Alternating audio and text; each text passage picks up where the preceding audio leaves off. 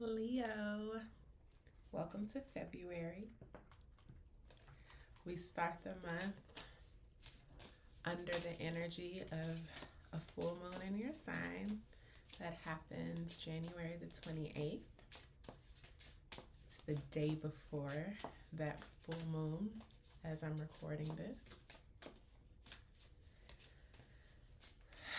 How do you feel? Eager? Excited? In my meditation earlier this week, I had dozens of lions come to me and they were just weeping, and they just laid down once they realized whatever it is that they realized, and I won't get into all of that. But what I'm sensing from you is you learning how to embrace your sensitivity, embrace your heart, and live more from that place than the ego. And not that ego is bad. You have to be confident within yourself, within your abilities. But how has your ego put you into situations that have caused you pain just because you were trying to fill something within you and force what wasn't for you? So releasing that and making space and creating space for something that deserves you, not because you're better than anyone else, but because you deserve to be treated the way you treat people, right? You deserve integrity and loyalty and honor and truth. So, yeah. It almost feels like I'm doing the full moon and Leo message, but it's y'all's. I'm using a new deck for our oracle messages this month. That's not going to have the name on it. Here's the box. Threads of Fate, and it's the Shadow Edition. And I got it recently, and I decided, hey, let me just go ahead and use this since we're in retrograde period. So let's get a sense of what you'll be reflecting on as Mercury is in Aquarius and retrograde across from you. What are your strengths for the month? What are your challenges? Higher perspective is your strength. The warrior is your challenge. And I do think that this is you kind of letting go that need to defend others and even protect others who don't have the same desire to protect your heart. But also see the ways that this energy, this fighting energy, this fight and flight, it feels like has potentially kept you from experiencing love. And the bottom of the deck is Get Wild. So embracing your true nature.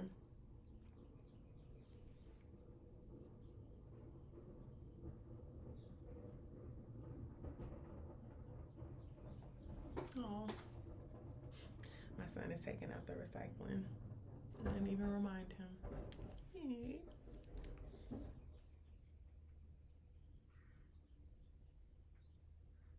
Your true nature.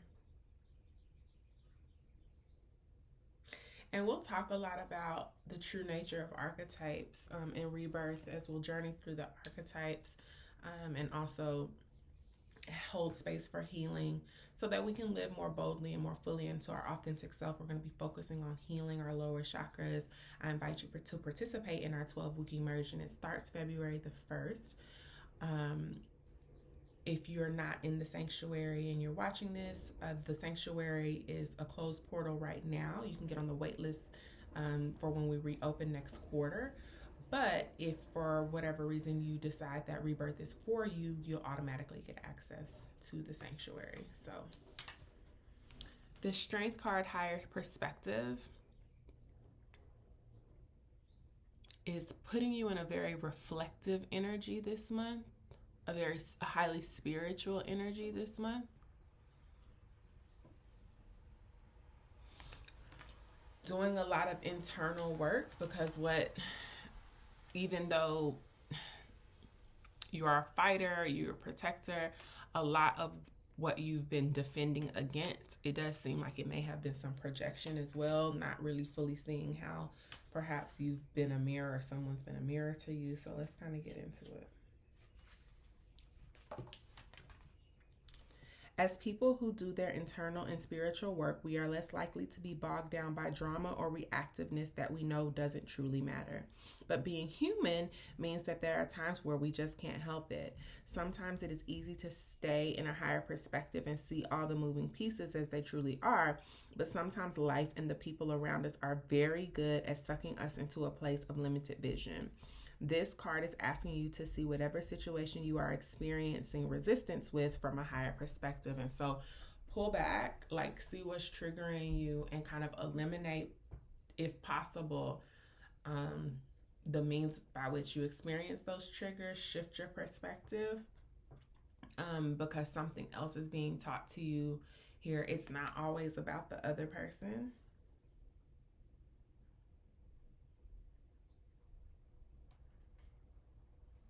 I'm going to read the hawk medicine that comes with this card. It says to help you, right? So how do you get into this higher perspective?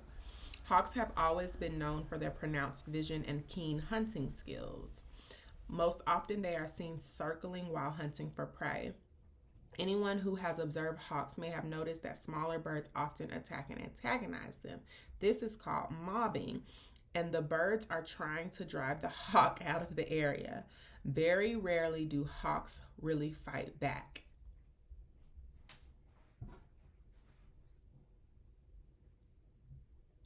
Instead, they conserve their energy and find a new area.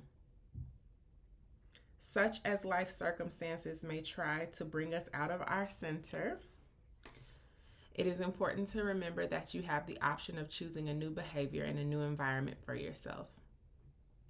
Call on Hawk when you need an ally and rising above. Let's get to the warrior. All the thoughts. We'll see what comes up for you in your message, but you don't have to react the way you used to. And if you're still reacting the same way in a certain situation and certain things are bothering you, why are you still in the situation? How can you remove yourself from the situation? Are you afraid to speak up for yourself?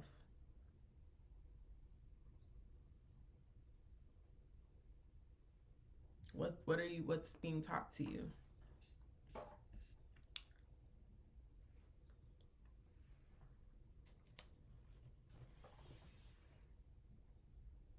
If you want the situation that you're in, but you can't seem to control it or make it conform to whatever it is that you're trying to make it conform to, have you outgrown that belief system or those ideals? Are you being asked to look at this from a different lens and just experience something in a new way?